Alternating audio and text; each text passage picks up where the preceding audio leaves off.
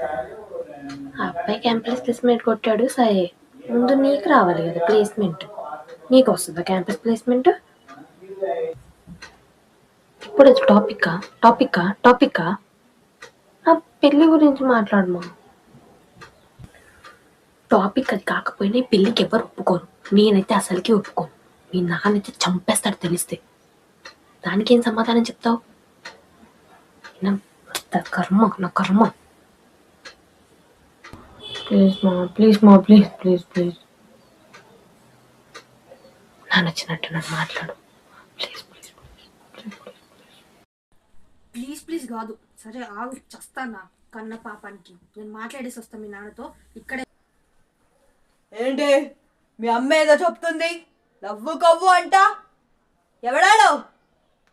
ఏవండి కోప్పడకండి, అసలే మీకు బీపీ షుగర్. నువ్వు నార్మల్, నువ్వే చెడగొట్టావు దాన్ని. మన వంశం పేరు ప్రతిష్ట ఎట్లాంటివి చెడబు.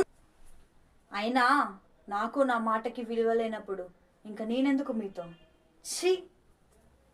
ఏవండి అదండి ఫస్ట్ టైం మీ నాన్న నీ వల్ల నా మీద కోప్పడ్డాడే.